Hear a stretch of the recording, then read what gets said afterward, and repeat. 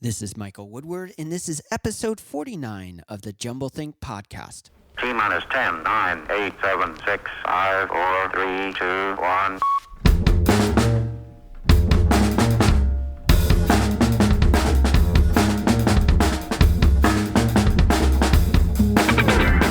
Welcome to the Jumble Think podcast, a podcast focused on telling the stories of dreamers, makers, innovators, and influencers. Along the way, we'll give you some tips and ideas on how you can chase your own big idea and dream and create the world you want to live in. On today's episode, we have Jellaine Dee. Really cool episode, incredible person doing amazing things. Can't wait to share that with you. But first, on Thursday's episode, we have Michael Tanzillo. He is the founder and creator of Space Optimize, a company specializing in interior design for small spaces. Really cool company doing amazing things. I can't wait to share this episode with you this Thursday. I have some really cool news for you. If you're a fan of the Jumble Think podcast and our incredible guests, there's a great way you can now support both Jumble Think and our guests. I have an incredible announcement today for you. If you are a fan of shopping and a fan of the Jumble Think podcast, which I hope you are, and you love the amazing guests we have, there is a simple way to find the resources from our guests. Go on over to jumblethink.com. You can find a resources page and a listing of all the books from our amazing guests. When you click on that button, it will take you on over to Amazon. You can purchase the book right there. It helps out our guests. It also helps out us, and it will help you with some amazing resources as you chase your big idea and dream. Now let's jump into our episode with Jellaine Dee.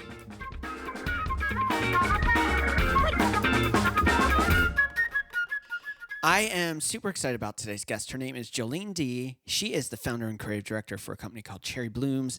Super cool company based out of Australia, but you can find their products in Nordstrom's. They have been featured in the Golden Globes and Oscars gift bags. Can't wait to share more about what she's doing, both in the business world, but also in the philanthropic world. It is super cool, and it is a powerful episode. So let's jump into my conversation with Jellaine Dee. Jellaine, I am so excited to have you on the podcast. How are you doing today? It's fabulous here in Australia. The sun is out. It's not quite summer where you are, but our summer is kind of, about 100 times worse than yours. I'm doing great. We've just moved offices this week, so I feel like I've just recovering now from all of that. Moving offices is a double-edged sword. It's always great in the end, but it's so much stress during the process. Oh, absolutely. We moved house and office, so It was a double whammy. Wow. Now, a lot of our listeners, especially the females in the audience, they're going to recognize your brand, Cherry Blooms. But a lot of the people listening may not be aware of who you are and what you do. Can you tell us a little bit about your background? Yeah, absolutely. So I have always been a girl who's trying to make something. Even from when I was a little girl, I used to want to make things and invent things. So I think I was always meant to be an entrepreneur, but I did all the things you were supposed to do and go to school and go to college and get a really great job. And I did all those things, and I had a really amazing career in advertising. But I just realized that I'm not cut out to be working for somebody. I really wanted to have that freedom to create my own products, my own brand, and create products that didn't exist yet that I needed for myself. So I've always been sort of a problem solver, and I feel like that's really what I'm great at, is making products that are a problem solution for women's everyday battles. And I just sort of, from a lot of different paths and 1,000 different things that had to happen for me to be able to be an entrepreneur and actually do it as a living, it got me. It was that core essence of me, of being that problem solver, wanting to make something. I've always been very creative. You mentioned that you were in the world of advertising, and this moment kind of hits you where you're like, I don't know if I really should be an employee. I'm an entrepreneur. When was that moment you found that passion for entrepreneurship? I think for me, it was just, I didn't feel like I was getting fulfilled in what I was doing enough. I did it for enough years that I could see that the trajectory, if I kept going on that path, I would just be like my bosses. And it wasn't sort of the way I thought my life would be like. I just didn't feel like it really fit with what I really wanted. And so I started really dreaming about what would it look like, what would I be doing. And I didn't really think I would achieve it by being an entrepreneur. I just knew that this wasn't it. And so you kind of connect the dots at the time. And I came up with a couple of products that I just made myself with a glue gun. It was sort of like little shoe clips that you put onto your shoes, like accessories.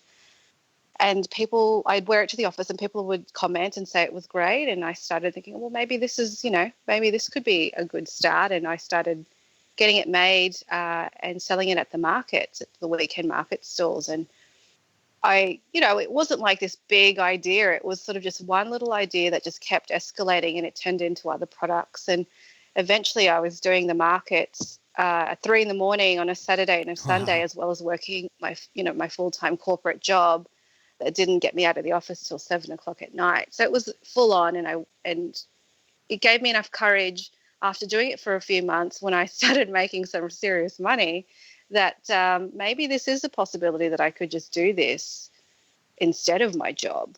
So it wasn't sort of like a quick transition. It was a very gradual one to give me that confidence to finally, sort of say goodbye to the paycheck. Yeah.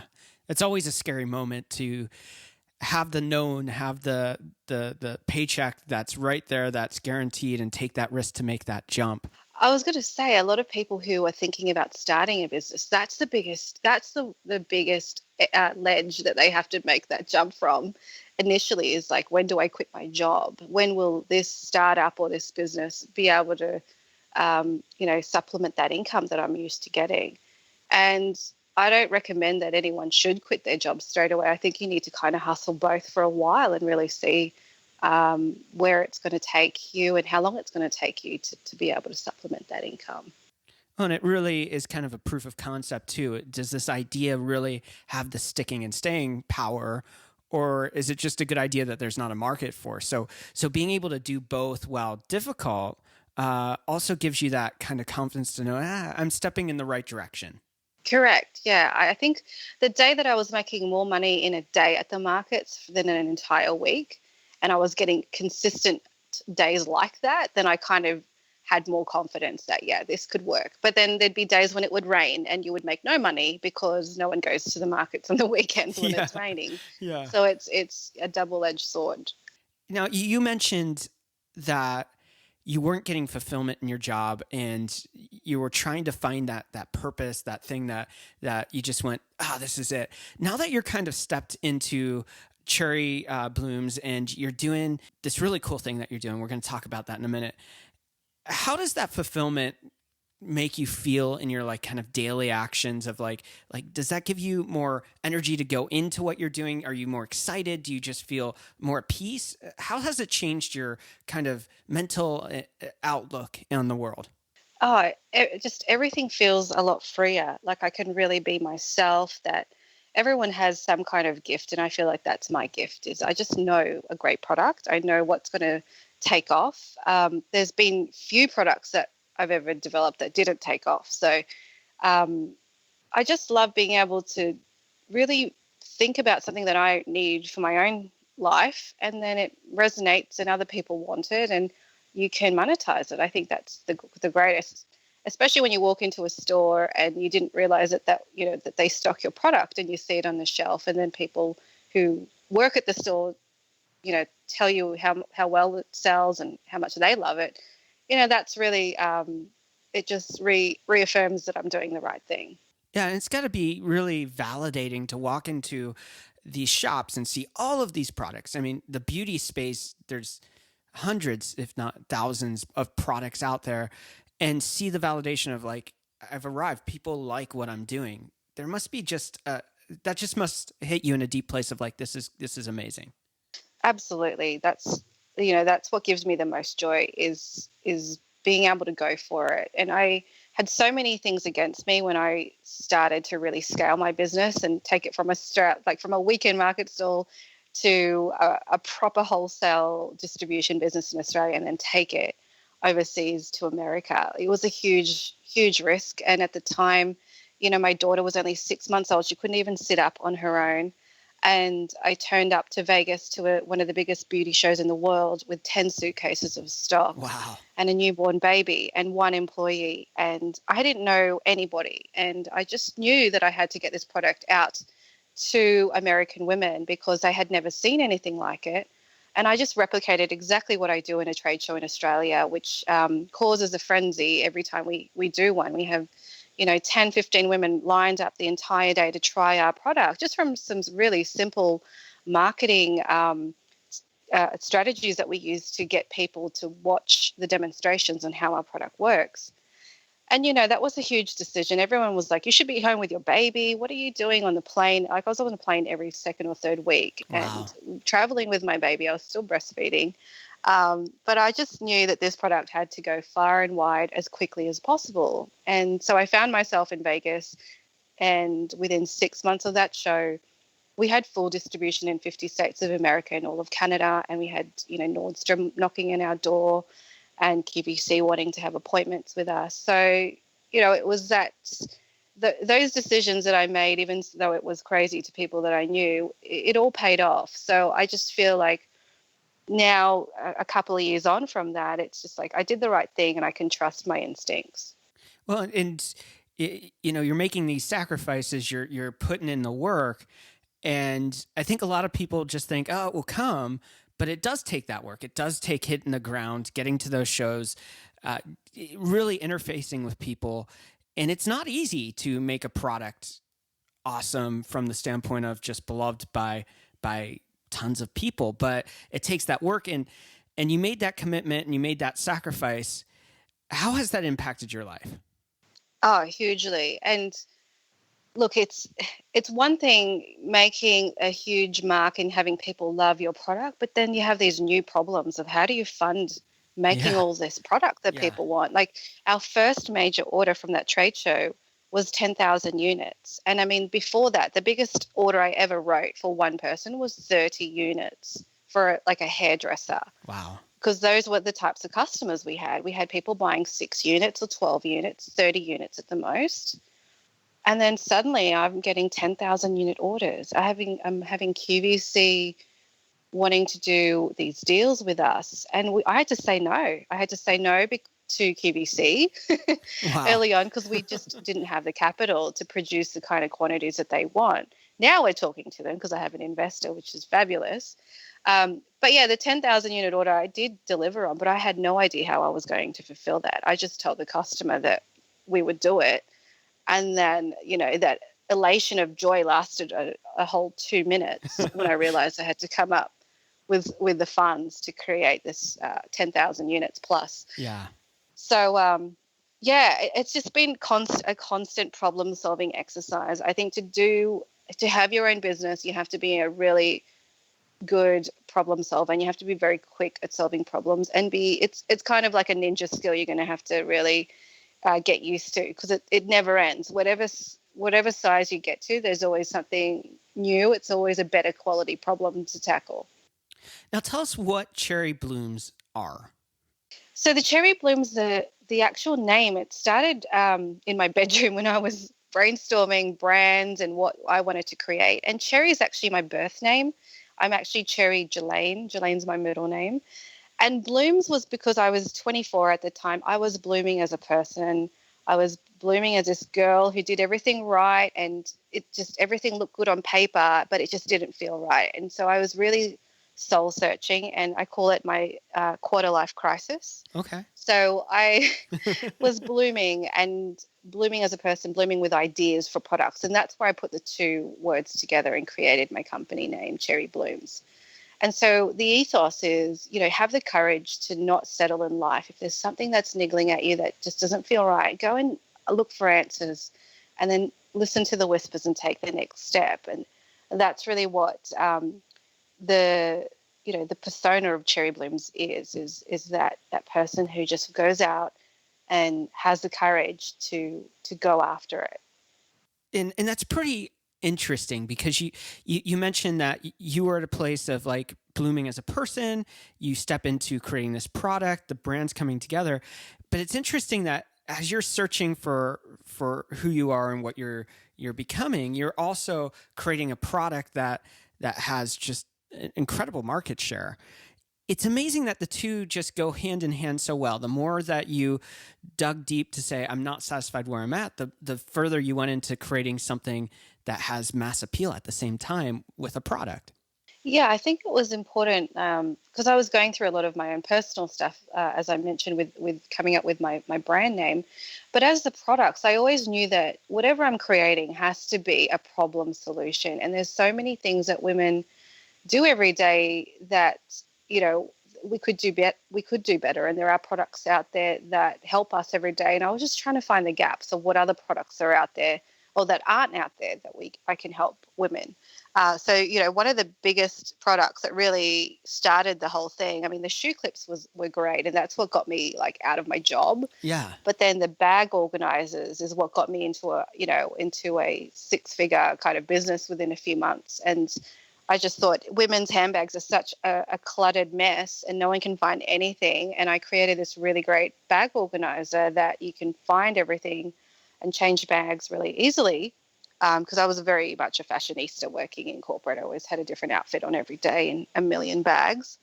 And so that resonated, and I would sell hundreds of these bag organizers every month at the markets and then boutiques, etc. So, the products that I created were usually something that would appeal to most women, and it would definitely be something that they can relate to, a problem that they can relate to almost every day.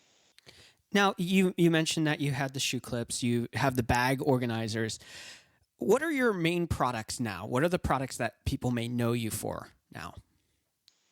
Yeah, so beauty is really what we're known for now. And I decided to change our product offering when the GFC happened, because I was in this really great sort of space where I was stocking a lot of boutiques and they were loving my product because it wasn't sort of everywhere. It was a very niche product that was appealing. But then a lot of the boutiques here in Australia, they started closing down because of the GFC, and a lot of them weren't paying their bills anymore. And I just thought I didn't want to go down with that ship.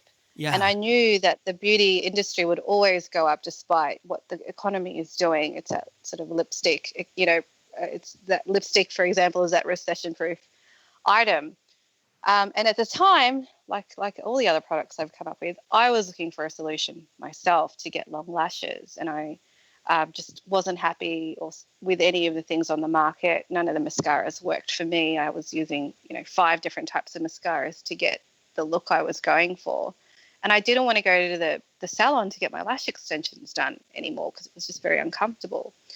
So I was sort of searching, what are women doing in the world to get long lashes? And the concept of the fiber lashes came to me from looking at what other beauty industries are doing. And in Korea, they've had this product for a while, but it never really took off in the Western world. Like Western women just didn't know about it. Yeah. So I found the concept and tracked down a manufacturer, tried lots of different samples, and I was obsessed with it. Like literally for 2 weeks, I was looking for anyone that could speak Korean. I was on the internet every night just researching how I could get more of this product and get it made. And finally found a really great manufacturer who never really exported anywhere besides Korea, and negotiated to take the product to the Western world, and on the proviso that I would reach sort of certain quotas, etc. And that's when I thought, that's it. That's the big thing. That's what's going to be this huge new part of the business that's going to get me out of this other side where I could see it was tanking with my style products and the economy. And it started off with a few hundred samples, and literally the first box that I received, I did this event where there was about 3,000 women on the weekend, and I made a little sign on my computer that morning that said free eyelash extensions. Okay. And I had 15 women lined up Wow. wanting to have a go of this product, and I ran out and I was like, holy moly, this is it. I had to call my 12-year-old sister to get on a bus and help me take back orders and credit card details because I had no help. Wow. I had no idea how well it would do. And for that moment, I knew I had to be on a plane wherever I could to the next event that had that many women. And that's all I did for the first year as my proof of concept, and finally got my first employee at that stage. Well, it interests me that one of the things that delineates you from some of the other product manufacturers or designers or people who are creating stuff in the makeup world, in the cosmetic world, in the fashion world, is that there's a separation. The designer, the people that are doing creative, the people that are bringing the product aren't the people actually meeting with people and showing them the product and letting those people experience it. And you have this unique gift of going out on the streets and actually having that one-to-one interaction. That must have been so valuable in the foundation of creating your brand. Absolutely. And I get to see and hear the reactions of all my customers, and I know what they want. I know exactly what type of customer they are, and I make things specifically for that woman now. My customer is usually a 35 plus woman, and yeah, it's amazing. And I knew that from that moment that I did that first event, I started capturing everyone's email addresses. And so I would get a really great sort of like this huge database now of women that we've actually tried the product on physically and met them. And then we would also convert and see how many would actually buy the product. And we had a 1 in 2 conversion. So Wow. 1 in 2 women who tried it would buy it. That's crazy. So it was very easy for me to make these decisions about what events we would go to. And then I would be able to systemize how we do events and scale it and get other people to do it. And the one thing I do remember from reading a lot of books and a lot of education around entrepreneurship and marketing is when something works, you multiply it. And so that's what I've been doing. That's really good. I mean, the other thing that's really interesting about that is that as you're doing these products, as you're growing the brand, you also had the ability to see that what you had been working on with the bags and the shoe clips, the bag organizers, wasn't a road that was sustainable long-term because of the things going on around the industry. And a lot of people ride that ship until it's sunk. And you step back and you found a product and brought a product to the market that hadn't been seen in the Western culture and really changed the game of what you're doing. How are you? That's not something that's normal, I guess, is a better way to say that. A lot of entrepreneurs are hyper-focused and they don't see the flags going up saying, hey, danger. How are you able to have that vision and see, hey, something's going on here. I need to refocus. I need to find the right thing and step back into a different place? I think it's intuition for me. It's really, I just had a feeling, and it was true. Like everyone I knew back in those days, they're not around anymore. People that I was selling handbags and just focusing on that market, they're really not around. So I just had this feeling that it was going to happen, and I just listened to those, those whispers that you get. Yeah. And I really believe that they are signs. They are road signs that you've got to change course and you've got to go with your gut. And it's very much, serendipity, and people need to understand that everyone has that gift. We just need to learn how to tune into it more. And I didn't realize I was tuning into it until I look back now, because in the last, there are definitely times when I didn't listen to my gut, and I've got the ramifications of that. Yeah. But the times that I did, I was on a winning streak. And so that's something that I'm like, wow, I really need to get back on that streak sometimes when I look back on those decisions. And as you scale, you kind of don't want to mess anything up, and you want to hire people who know more than you about things. And then you still have that gut instinct that, hold on, maybe I'm still right about this. And then you are. And so for me, it really is just gut instinct. You just have to cultivate that more and more. I think entrepreneurs have a really good knack at listening to their gut. That's really, really good. You were talking about the products that you have now. You have a launch coming up. Can you tell us a little bit about that? Yeah, absolutely. So for a long time, I've had lashes and brows and liner, because that was sort of like the main staple for women, and that was what I needed at the time. But what I also need and have been looking for many years is a lip product that would stay on after 3 meals and have that long wearing nature about it. And there just wasn't anything out there. Everything would say it would be long wearing, and it just wasn't. And that's one thing about my products when I meet my customers is they're shocked that it actually does what it says. Yeah. So I wanted to make sure that the product that I create does what it says, and it really does. So I have got a product called the Matte Volumizer.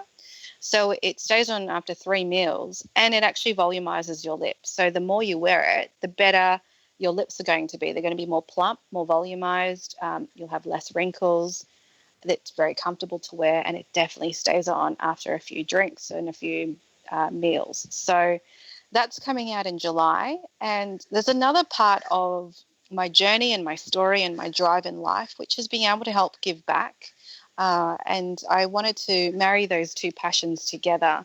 And so finally I've created a campaign where part proceeds of the production of my lip product will go to charities in the Philippines where I grew up. Wow. Helping children on the street, orphanages, and just other grassroots charities where they've really been neglected and forgotten. And so I want to be able to make an impact there. So, yeah, I'm really excited about it. I've just come back from the Philippines to kind of film meeting some of the charities and looking at some of the worst slums of the Philippines where there's about 1 million people living in one area in just these slums and shanties. And you see some footage of me actually meeting some children who've never owned clothes, and they're literally on the street naked, completely covered in filth. And I go back and buy them the clothes and shoes and baby wipes to clean them up. And so it's a very confronting experience. But I'm out there like really getting down in the trenches to look at the issue. I'm not just donating money. I really want to understand it and meet the people who are being helped. So the campaign is called Kiss Poverty Goodbye, because I feel that, lipstick is one of those products that women can never have enough. Yeah. Most women will have 10 to 20 shades of lipstick. Most of them are all the same shade, mind you. Yeah. And so I felt like the more that we produce, the more we can help give back. And I want to also paint a picture and storytell on what it's really like for a big part of the world in the Philippines especially. Where can somebody find out more about that program? On our website, we'll have a link to some of the footage and the images and, the story about the place that we visited. It's called Tondo. They have, 1 million people living on the streets. A lot of them are third generation, homeless people who've just literally been born on the street. I mean, I went to an orphanage where I met a baby who was abandoned in a plastic bag with its umbilical cord. Like, these are just the most dire circumstances you can think of. And these are the sorts of grassroots charities I want to support, and having my brand be a force of good. Because I feel as we're getting into this new age, for me anyway, I want to be able to make women look beautiful and have a great business where it's making an impact on women's lives, but also on this other side of the world. I think, a lot of businesses, if they can start to shift how they do business, we can make an impact in that way. And that's what I want to do with my brand. It's really being aware and also making a difference, being responsible with the blessings that you're encountering through the business you're building. Yeah, I definitely feel my background, like I lived in the Philippines for a couple of years growing up with my grandparents, so I got to see a lot of that. And my grandmother was very much a philanthropist and a humanitarian and an advocate for lots of different causes and women's rights and all of that. So she was a huge influence on me. And I feel like it was just this, I was meant to be an entrepreneur, to have really great business acumen, to be able to have what I've got, but also use that as a force of good, because I think what she modeled in me early on is that if you've got a gift, it's got to also have an impact to people that can't help themselves. And that's what I want my brand to stand for. And so this is like a new chapter for us, is now that we've sort of grown up a little bit and found our feet, is being known to be a beauty hero. Having beauty products that are hero products, but also be a hero to people who need our help. Yeah. And that's what I think is really powerful about the brand I'm creating. Is there's a lot of pretty brands when you walk around Sephora, but that's about it. I mean, they're pretty brands, Yeah. and we want to be known for more than just being a pretty brand that makes women look good. We want them to look good and feel good about what they're buying, but also know that we're out there making a difference in not just in one part of the world, in lots of different areas eventually. And I think that the more I hear about what you're doing, the more we talk, the more, I am obviously not your target market. And what I love about your brand, though, is that you're not just creating a brand that creates products. There are a lot of products out there. There's a lot of lipsticks. There's a lot of eyebrow products. There's a lot of eyelash products. But in all of those products, you're making products that actually solve the problem. You're creating a lipstick that has lasting power throughout an entire day. You're creating eyelash products that actually work and stay on. And then you're going one step further and you're solving the problem, saying, I see a need and I'm going to use these products to be a conduit to help make change in these places of brokenness. I think that's incredible. And I think that brands that are doing that are just doing incredible things to change the culture of how we think in the business world and how we think culturally. So thanks for doing that. Oh, thank you. It's really lovely to hear that. I feel like it just feels right. I've tried to suppress it for a long time now. I mean, I've been unofficially helping about 8 Filipino families for the past 3 years, just personally. And I feel like everyone's like, look, we're not in the position to be doing this huge campaign on helping people. And I'm like, it's got to start somewhere. I'm not out there to change the world, but I want to know that I've made some sort of impact with the blessings that I've got. And I just have this drive in me, and you can't shut down that drive. I think anyone that tries to push it down, it's just going to kind of it's just going to keep showing up and slapping you in the face. So it's trying to like push a beach ball down in a swimming pool, and then eventually it's going to hit you. So if you've got this drive in you, you can't kind of sweep it under the rug and think it's just going to go away. You have to take action, and that's what I'm doing now. I just feel like I had every excuse in the world to kind of not put those two passions together. And it was all about business. And now it feels like there is a business in being socially responsible at the same time and honoring the legacy that you were put here to do. I really feel that my grandmother, I am her legacy. I'm finishing off what she started for me. Yeah. I mean, when she passed away, we had hundreds of people at her funeral that we didn't know, because she had touched so many lives that we didn't realize around the Philippines.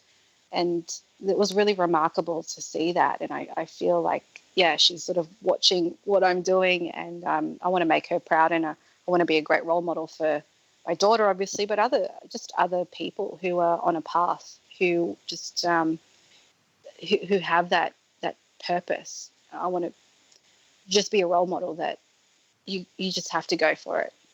I think that's absolutely incredible. Now, you mentioned that this program that you're starting with using the lipstick to help fund some of these communities, but you also were just a part of a documentary around homelessness. Can you share a little bit about that? Sure. We have a really great TV station here in Australia called SBS, and it's all about real news and really great thought-provoking documentaries. And they reached out to me to basically put me in a social experiment on what it's like to be homeless for 10 days. Wow. Because our homeless population is growing here in Australia, and there's it's a very complex issue, and not just in Australia, around the world. This issue is very complex. It's not just one thing. And so they picked 5 entrepreneurs and people who are sort of, so the title is not great, but we didn't know what the title was when we signed the contract. But I understand why they did it. They wanted it to be provocative. They've called it Filthy, Rich and Homeless. And it's not the best title, but I know people are going to tune in and they're going to realize that we're not what the title portrays. Yeah. But so they take us out of our everyday life, and we have to basically fend for ourselves like a homeless person would, and sleep. I literally had to sleep on the concrete. Wow. I didn't know that you had to get a cardboard box until I sort of got a nudge from another homeless person that you meant to get a cardboard box. Wow. Because that makes us, it's not as cold on the concrete. And so I had to learn all these tricks of how to survive on the streets for 10 days with absolutely no money. And I wasn't allowed to use, I had no phone, no help at all. I had camera crew with me to capture all the various emotions and situations that I found myself in, but they weren't allowed to help me at all. Wow.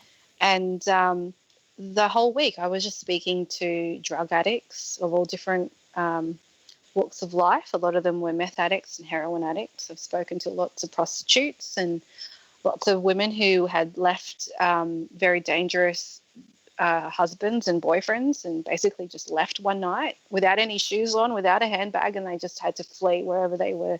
Wow. And so it was really eye-opening. And, obviously there was a lot of people I met who had a lot of mental issues and had very broken families and a lot of addiction. So it was such a raw experience seeing that and understanding how homelessness starts and what happens in when you're in the cycle. So that was very, very life-changing. I can imagine. I can't wait to see it. It sounds like it really goes into a deep place that there's so many perceptions around homelessness. There's so many perceptions around the people that it impacts. And yet to be able to go and experience it and hear the stories, it's such a cool story to tell. Yeah, absolutely. I think even before that, a lot of people always were curious on speaking to a homeless person and just asking them, how did you end up here? What happened? Are you okay? And I guess that's what the series does. You get to hear exactly what their story is. And some of them, they were living very normal lives 12 months ago.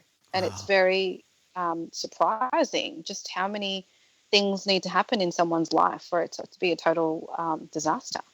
There was one guy who couldn't buy groceries anymore, and he had to just live off going to food halls to survive because he lost a business, had another bad deal happen, and then got in a car accident. And his insurance couldn't pay, and then suddenly he couldn't pay his rent, and it just became a domino effect. It was really eye-opening how this guy who seemed to have it all sort of figured out 12 months ago just had a bad year, and now he's amongst the homeless, getting food with them because he can't afford to buy groceries anymore. Wow. So it's so incredible to hear of a person taking time out to do that. And it's such an incredible story. Thanks for taking time to share that. I appreciate that. Oh, no problem. And people ask me, why did you do it? And I have a couple of reasons. Okay. One of them was a couple of weeks ago, I was in San Francisco on a holiday, and I noticed the amount of homeless people there. I just was shocked. I had never really seen anything like it. And I was really having some deep discussions with some friends of ours that lived there. And I was really intrigued and kind of not enjoying my holiday anymore because I wanted to research what was happening, who was, apparently there's 200 organizations helping homeless people there. There's 7,000 of them on the street living in tents. And literally I got the phone call from the producers about this opportunity 2 weeks later. So I felt, again, it was a calling. It was a sign that I have to go and do it. And and that's one of the main reasons why I did it. It just felt like this was a sign. Wow. That's incredible. Let's talk a little bit more about Cherry Blooms. It's a brand that people love. Organizations and companies love it too. The Golden Globes, the Oscars, Nordstrom's have all engaged with your product. What is it about the product that people love? The fact that it works is fabulous, and it's an innovative type of formulation. So all my formulas, they usually outperform everything else in the category. And we're up against billion-dollar brands. Yeah. And we outperform them. And that's why, we've grown so quickly. It's the word of mouth. Once a woman gets hold of a product that actually works and they love, they want to tell 10 different people about it. And that's how we grew. And that's the only reason why we're still here. I'm not interested in making products that are mediocre, that does very similar things to other products. I want to make sure that whatever I work on actually does what it says, and it's better than anything else you're going to try. And that's what we've done. And that's why I don't have 50 products right now, because I take my time in formulating. And I have to say, my products aren't the cheapest because we use the best ingredients and the best components. And not being in the industry, not that I was in the industry before, I kind of, got into it and I was learning along the way. But a lot of brands out there, they have, they make products that aren't really there to do what it says. They make it because we need to fill this shelf and it needs to be $20. So they have to work back on what they can make for $20. Yeah. It's not like I make a product and then I get it perfect and then I go, okay, now how much can we sell it for? Yeah. So it's very much the reverse. And that's why our products are a little bit more, because we use very quality ingredients. And, for example, my lip product's made in Italy. Wow. And it's done some rigorous testing, and many women who have tried it says, yep, it definitely does what it says. Wow. And and they're always surprised when they try it, because we're so used to being marketed to by these huge companies and just being so underwhelmed by what it does. And that's why we're different. That's so cool. It's a product that people can believe in, right? Absolutely. And, we do more. Our products usually do more than what others do. And as a brand, we want to do more than what other brands do in the world. Yeah, that's so cool. Where can people find your brand? Where can they find your products? And where can they, both on the online world and in stores? Sure. Online, you definitely can find us on cherryblooms.com. You can find us in retailers around America like Nordstrom, Dillard's, Ricky's, Planet Beauty, Beauty Collection, Peninsula Beauty. So, there's lots of different options there. But online, and I'm sure there's some Amazon stores as well that also sell our products. Very, very cool. Let's dive into a couple rapid fire questions as we kind of wrap up the episode. Can you give us some tips or ideas that somebody else could take away, that they may have a big idea and a dream and they just don't know where to start? Proof of concept. Definitely test it out with real people. And for me, it was doing it at the markets to get proof of concept and enough confidence to actually put your money on the table. And also be okay that your first product prototype isn't perfect. I mean, there's 7 different versions of the iPhone. So your product doesn't have to be absolutely perfect. You can tweak it and change it in the next production run. So you've just got to start somewhere. That's really good. What's one change in the world you'd like to see? I'd like to see people living with the basic human needs that we all are entitled to. People should not be dying from starvation, or I would like to see the wealth being distributed in a more balanced way around the world. So people here in the Western world having a little bit more of thought on what we can do as people, human beings, and helping other human beings around the world have a better life, not having to die of diseases and malnutrition. So it's a huge, huge wish and a huge complex thing, but I'm sure in a few years, perhaps we could tackle it. And I think it just starts with us. It doesn't start with a government or with 1 or 2 billionaires. It starts with what can we do? What can we do, or at least prevent it from happening in future generations. Well, and I think what you said earlier about like the program that you're starting with giving back, people are going, hey, are we really at a place to do this? But it's stepping back in and saying everyone can do something, even if it's small. Everyone can do something. Absolutely. That's where the biggest change comes from. And it becomes a ripple effect. You know, Bill Gates and these huge people who, Richard Branson, Oprah, they all had a purpose. Right. They all just did what they knew what they had to do. They had their bullseye. And from that, they've created a ripple effect and have influenced thousands of other people to take their dream and have the courage to pursue it. So by you going out there and doing what you're supposed to be doing in the world, you're actually helping change the world because you're being an example to everyone else around you. And that's why it's so important to be on purpose with your life, because you never know who you're going to influence. And I meet lots of people all the time who I look up to. I used to cut pictures and articles out of them in newspapers, and I get to meet them and I tell them the story. Like, your article really helped me take this step and give me the courage. And they had no idea who I am, but because they were just doing what they're doing, it made me do different decisions in my life. So, you can change and make an impact just by being on purpose with your own life. That's so good. And I know that you are a person that is very intentional, and you are a person of purpose. So I know this is a question you've thought about. What do you want your legacy to be? To care about people and to live a full life where you're really utilizing every gift and opportunity that comes your way. So not leaving anything wasted, and in essence, just really being able to leave an impact on people, whether it's the work that you do, the social impact that you have, or the people that were around you. Like, my daughter, for example, like that would be my biggest impact is the people and how I've helped them in whatever shape or form. Who or what inspires you? My grandmother absolutely inspires me. I think a big part of her persona, her mission, her drive is in me, and I feel like I am her legacy. She's probably my biggest inspiration.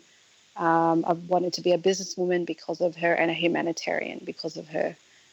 And I'd say in my journey of being an entrepreneur, people, I love biographies, and people like Chanel really inspired me. She was very much a pioneer in what she was doing, and the usual suspects, Oprah Winfrey. I've been watching her since I was 5 years old. I got to meet her. Yeah. I got to meet her when she was in Australia.